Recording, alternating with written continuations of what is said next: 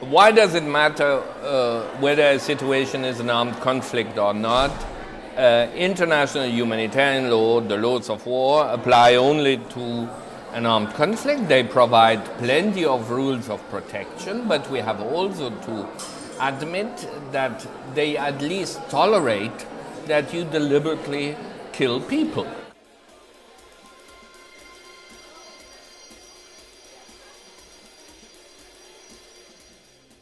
Just one word before we start. I would like to give the floor to our director, the Director of International Law and Policy here at ICRC. I think I'm the first Director of Law in the ICRC's history to have the word policy added as well.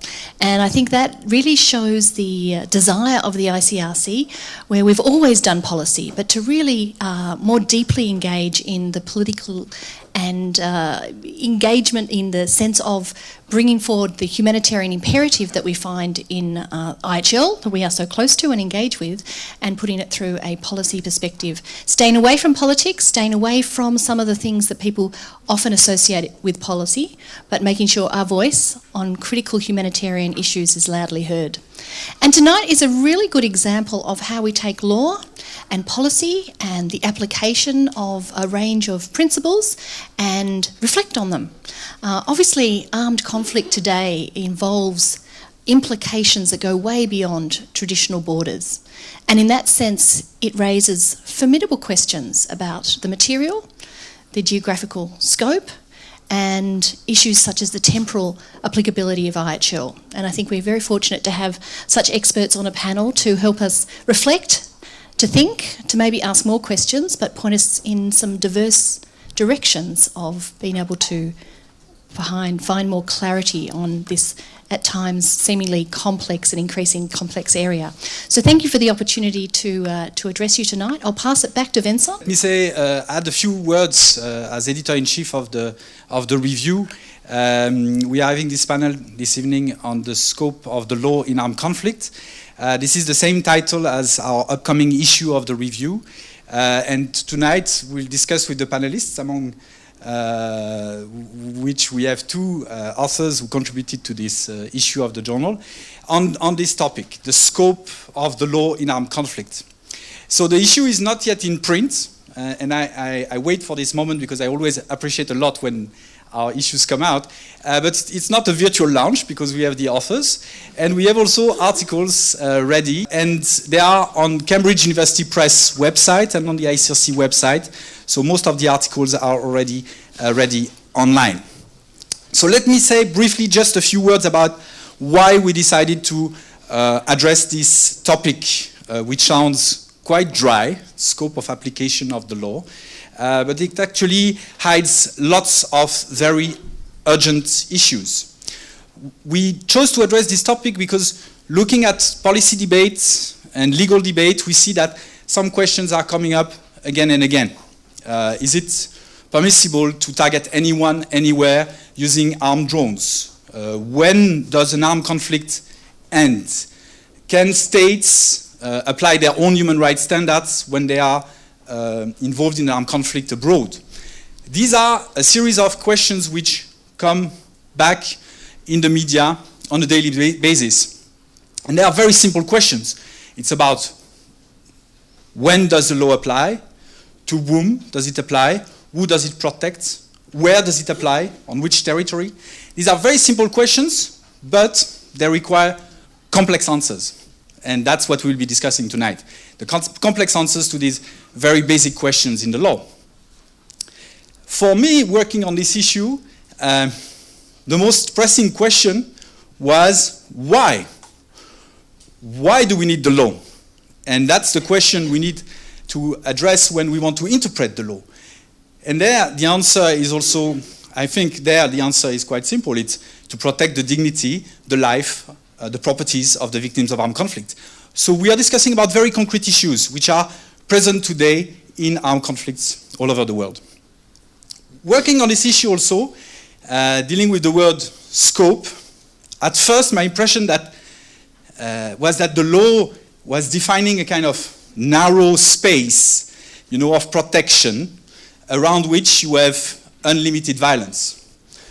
but possibly it should be the other way around, and we should see the law as establishing the boundaries of violence. And that's the question I've had in mind. So that's the question I would like to ask the panel. And on this, I give the floor to Noam. Thank you. We used to think it was much simpler, some of the questions we're looking at now. You know, we moved on in a way in recent years when we were talking about various issues of international humanitarian law. We've moved on to all of these very specific and specialized issues, and nowadays we talk a lot about particular technologies, and we talk about there's all of these very specific questions also within the conduct of hostilities. But the basic questions of what is an armed conflict, when and where does IHL apply?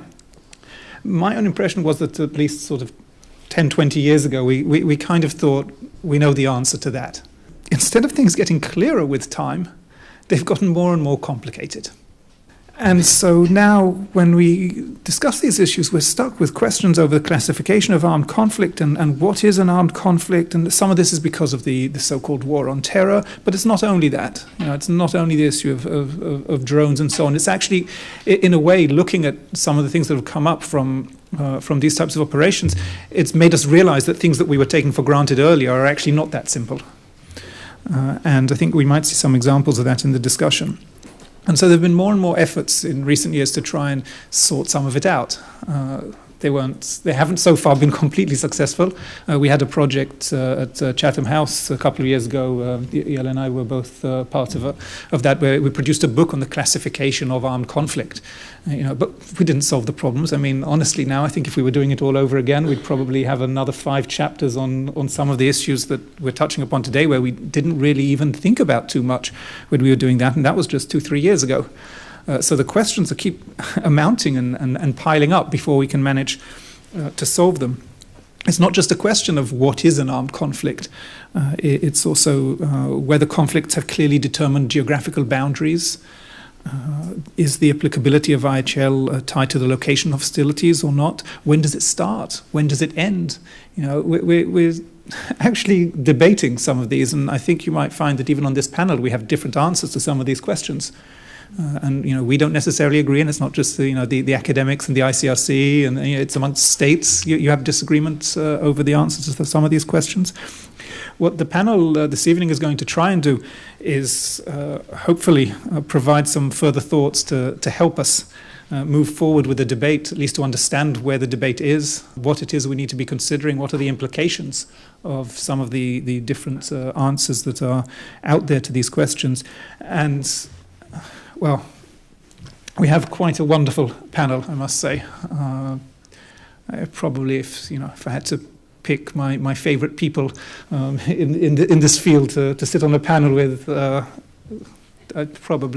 would probably be high up there on the list. What we've got here, we have simply 3 excellent speakers, incredibly knowledgeable, thought-provoking, and I'm looking forward to hear what they have to say. I'll briefly introduce all 3 of them up front, and then we won't be sort of breaking up in between, and we'll move from one to the other. Professor Marco Sassoli, to my right, is a professor of international law and director of the Department of International Law and International Organizations at the University of Geneva. He's a commissioner of the International Commission of Jurists. He worked for many years, from the mid-80s to the late 90s, at the ICRC and headquarters, including as the deputy head of the legal division. He's worked in conflict areas, including the Middle East and the Balkans. And to his great credit, and although many people in the world of academia think it's completely bizarre, but usually when academics have a sabbatical, they sort of step back and go somewhere where they can relax and sit and write. Marco did the opposite. He went to Pakistan and worked with the ICRC.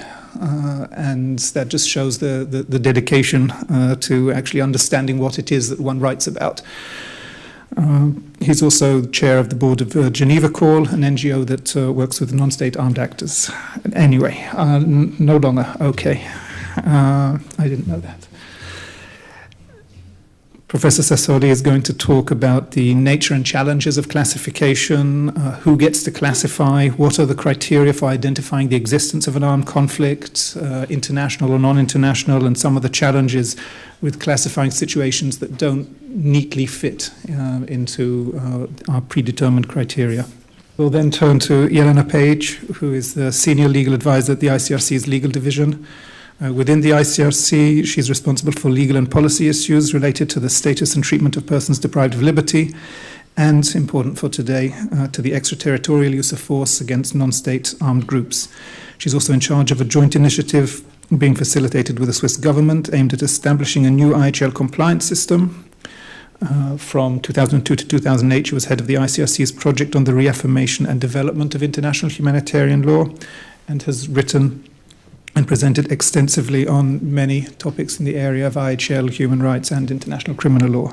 And Jelena will be talking about the challenges of IHL applicability in extraterritorial drone strikes against armed groups, questions of international or non-international armed conflict, how do we interpret the criteria such as the required intensity for non-international armed conflict in these contexts, and how does this affect rules on targeting and who can be targeted, where and when. And then finally, we'll turn to Marko Milanovic, who is an associate professor at the University of Nottingham School of Law. He's also the Secretary General and a member of the Executive Board of the European Society of International Law, an associate of the Belgrade Center for Human Rights, and the co-editor of EGIL Talk, the blog of the European Journal of International Law. If you want to stay on top of what's happening in international law in these areas, just make sure you always go to the EGIL Talk website. There's always a lot of good discussion there. He was a law clerk to Judge Thomas Bergenthal at the ICJ in 2006 and 2007, and has been counsel or advisor in cases before the ICJ, the European Court of Human Rights, and the Constitutional Court of Serbia. Marko, that's Marko with a K as opposed to Marko with a C, will be talking about the temporal aspects and mainly the end of conflict, and what are the criteria to determine when a conflict ends, and what happens to IHL at that point. Is the end of a conflict a mirror image to the start of a conflict in terms of the criteria or not? And does that work equally whether we're talking about international or non-international situations?